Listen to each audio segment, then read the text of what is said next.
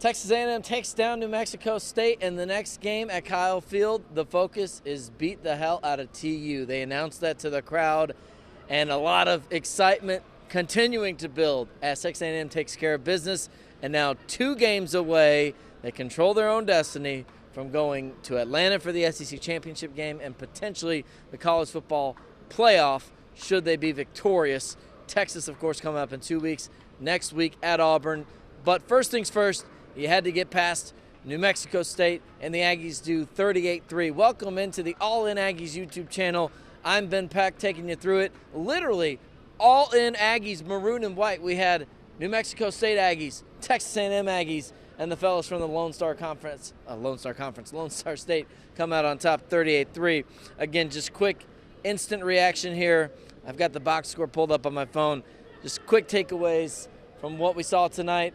To be honest, kind of what you would expect, maybe a little bit higher on the scoring output side offensively if you really want to get picky. But for the most part, saw kind of what you think you would. Got some reps in for some younger guys. Amari Daniels, a big run, 71-yard touchdown run. Probably can be the guy. We didn't really see the workhorse aspect. You don't need it in this game, but save him for Auburn and Texas where you'll really need to see him. But we know he's got the talent to be, a productive back in this system. We saw that on the touchdown run, and then we saw a lot from E.J. Smith, A.J. Donata. Defensively, suffocating as we expected. Maybe fewer sacks. Again, the kind of theme of the defense this year. A lot of pressure, and they were batting down balls tonight, but not necessarily the sack numbers to back up what you would think watching this defensive line and the front seven. But Malik Silla does get a couple. Shout out to him. I believe redshirt sophomore, if I want to say, but either way, younger player getting in the game. We saw a lot of that. Noah Thomas getting a touchdown from Marcel Reed to start the scoring. Before that, Amari Daniels run. We talked about Moose Muhammad on senior day, so that was a cool moment for him. And then Marcel Reed, that kind of off-script scramble run, which is kind of the play I think you hang on for Marcel Reed. You know he's good for at least a couple of them a game. You don't know when and how they're going to happen, but it's just nice to see him when they do, that's in the tank and exactly what he's in there for. Did miss a couple deep balls, should be noted, and I told someone, I almost get frustrated when non-A&M people watch A&M games. They see Marcel Reed dominating on LSU or something like that, and they say, oh my gosh, Marcel Reed, why isn't he in there all the time?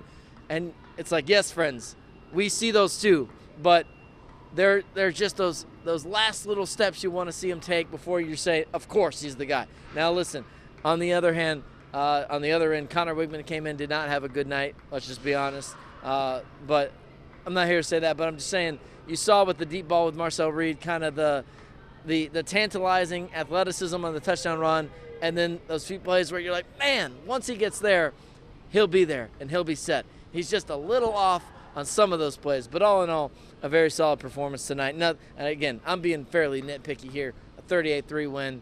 I mean, you got to find something, right, to critique. I'm trying to take the coach's mindset of this and how they would look at it. So, Auburn coming up next week.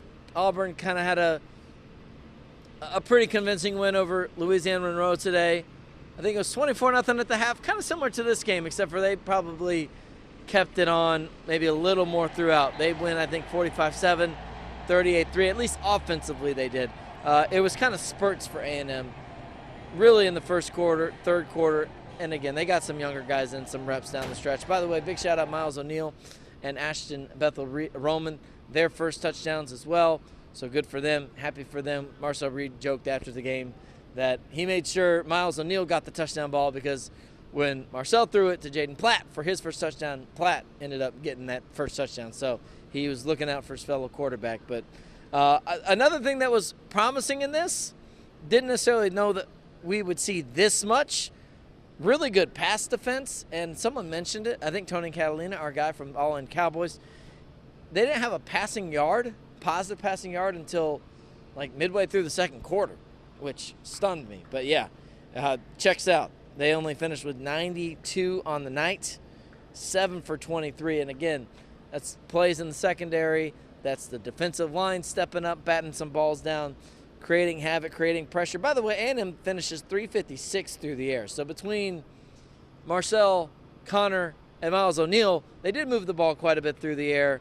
209 on the ground, net, 6.1 yards per carry. You had the big, as I said, 71-yarder for Amari Daniels. So maybe not the frequency of like 20-plus yardage plays that you might like to see all the time, but in some ways I think it was actually kind of encouraging to see that. It's important, as Mike Elko has pointed out, to get guys to learn, especially young guys, Marcel and them, that, you know, 1st and 10, 6-yard gain is a good play. Like, don't scoff at a 6-yard gain on 1st and 10 or a 2nd and 2 picking up 5, because you always want to get the 20, 30, 40-yard bomb or play or whatever it looks like.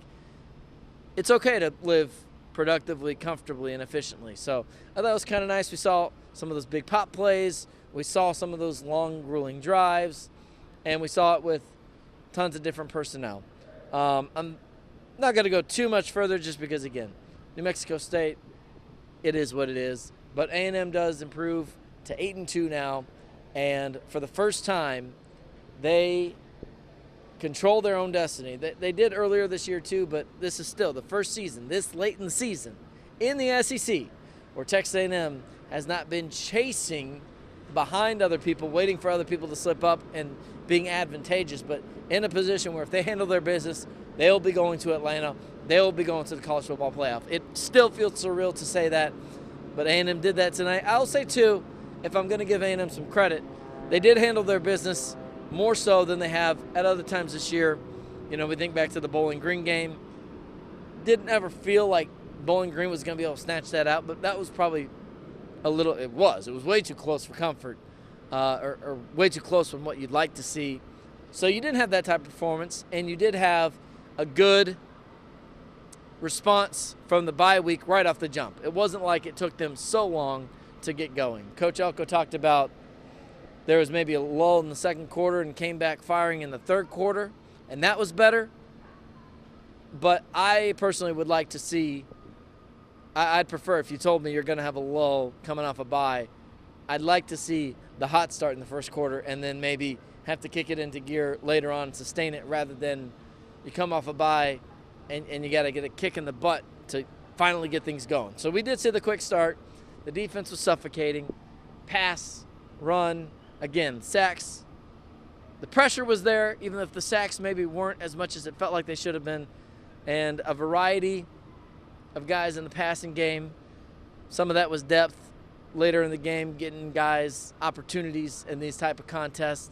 Some of them, you know, senior night, Moose Muhammad catching a touchdown pass. And then we saw a little bit, I think, of Marcel Reed trying to be more, I don't want to say more of a pocket passer, but it felt like there were more plays where he was able to stand in there and kind of went through his progressions maybe closer to what we see Connor Wigman do, just in terms of looking for the pass. Like, I know he's so athletic with his legs, and you always want to see that. But again, in a game like this, you probably don't need to call up as many design quarterback runs, maybe protect him a little bit. But it was kind of nice for me, I don't know if you guys felt the same way, to see him kind of stand back there and really try to pick apart, dissect a defense just as a pure passer. It felt like that was maybe something, I don't know if it was a conscious thing tonight or that's just how it played out, but I kind of enjoyed seeing that. And both the growth we've seen, getting a lot of the tight ends involved, and where he can still improve, because there is some room for improvement. I think he completed 9 passes, but again, he didn't play the whole game, so I'm not saying that. But yeah, it's pretty good. Theo Nordstrom, they got it up right behind the camera. 5 receptions for 111 yards. I think that's a career high for him. So big shout out to the big Swede. A&M takes care of business 38-3. I'm going to actually look. You guys can't see this, but they got the stats on the big scoreboard here as well. So don't have to look at my phone for this one. The 2 turnovers for A&M, the one right before the end of the half, Marcel Reed talked about that. I think that's just getting a little greedy. In some ways, I think the big lead kind of contributed to maybe being a little too freewheeling there and pushing the limits. I can kind of live with that a little bit. Touchdown, the interception from Connor Wigman, followed by the boot into the into the stands from the New Mexico player. That's one that obviously tough. You'd like to have back, even if it's just for Connor to get reps if he needs to step in as a backup. 28-12 on the first downs for Texas A&M, and 209 to 122 on the ground. They did have a few. It wasn't a ton, but they had a few decent gains on the ground. That was maybe a little concerning with pretty much the first unit in for A&M. But again, being nitpicky here, all in all, you did what you needed to do, and now it's on to Auburn, and eventually, in 2 weeks, Texas, the next game here at Kyle Field, as the Aggies are the only one-loss team in the SEC, along with Texas, I believe. So there you go. A collision course we've all been waiting for. That's going to do it. Hey, if you haven't already, subscribe to the channel. We're trying to grow this thing.